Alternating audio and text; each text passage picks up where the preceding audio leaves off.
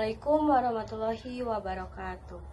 Alhamdulillahirabbil alamin wa bihi nasta'in wa ala umuri dunya wadin wassalatu wassalamu ala asrofil anbiya'i wal mursalin wa ala alihi wa sahbihi ajmain. Amma ba'du. Puji syukur kehadirat Allah Subhanahu wa taala yang telah melimpahkan rahmat dan hidayatnya sehingga kita dapat hadir dalam keadaan sehat walafiat. Sholawat serta salam semoga tetap tercurah limpahkan kepada junjungan kita, yakni Habibana wa Nabiyana Kanjeng Nabi Muhammad Sallallahu Alaihi Wasallam. Tak lupa kepada para sahabatnya, para tabiin tabiatnya, serta kita selaku umatnya. Amin ya Allah ya Rabbal Alamin. Hadirin rahimakumullah, adanya saya di sini, saya akan sedikit menjelaskan materi tentang Isra Mi'raj. Kata Isra berasal dari bahasa Arab yang berarti berjalan malam. Menurut istilah, Isra adalah perjalanan Nabi Muhammad pada suatu malam dari Masjidil Haram menuju Masjidil Aqsa. Mi'raj berarti naik ke atas. Menurut istilah, Mi'raj adalah naiknya Nabi Muhammad dari Masjidil Aqsa menuju Arasy untuk menghadap Allah Subhanahu wa taala. Allah Subhanahu wa taala menceritakan kisah ini pada surat Bani Israil ayat 1. A'udzu billahi minasyaitonir rajim. Bismillahirrahmanirrahim. Subhanalladzi asra bi abdihi lailam minal masjidil harami ilal masjidil aqsa. Ilal masjidil aqsa ladzi barakna haulahu linuriyahu min ayatina innahu huwas samiul basir. Sadaqallahul adzim. Yang artinya Maha Suci Allah yang telah memperjalankan hambanya pada suatu malam dari Masjidil Haram menuju Masjidil Aqsa, yang telah diberkahi sekelilingnya, agar kami perlihatkan padanya tanda-tanda kebesaran kami. Sesungguhnya Dia Maha mendengar lagi Maha mengetahui.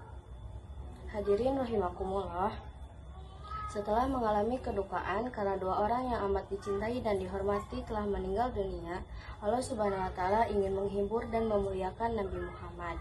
Allah telah mengutus malaikat Jibril untuk menjemput Nabi Muhammad untuk menghadapnya. Peristiwa ini terjadi setelah 11 tahun Nabi Muhammad menjadi nabi. Setelah berjumpa dengan Nabi Muhammad SAW, malaikat Jibril membaringkan Nabi Muhammad. Kemudian dada Nabi Muhammad dibelah, kemudian dibersihkan sifat-sifat buruknya dan menggantinya dengan sifat-sifat baik. Nabi Muhammad SAW dan malaikat Jibril menaiki buruk. Buruk yaitu kendaraan yang sangat amat cepat.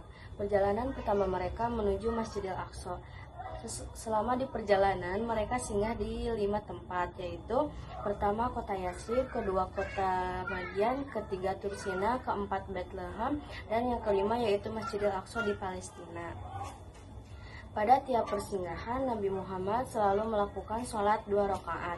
Sesampainya di Masjidil Aqsa, Nabi Muhammad disuguhi 2 buah gelas yang masing-masing berisikan susu dan arak.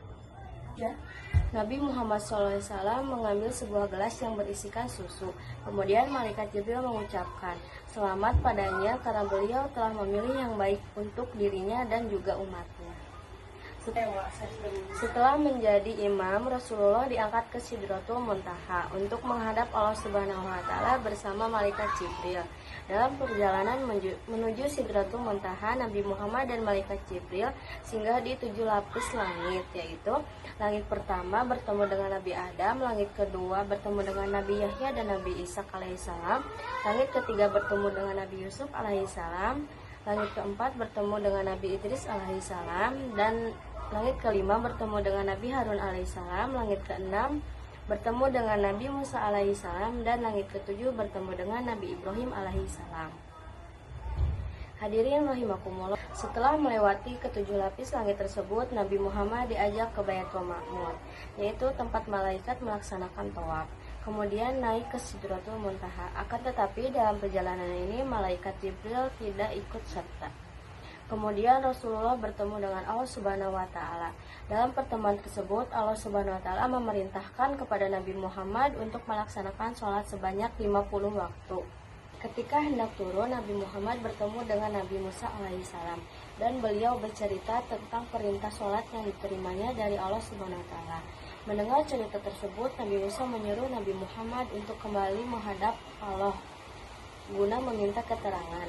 Nabi Muhammad berulang kali menghadap Allah Subhanahu wa taala untuk memberikan keringanan.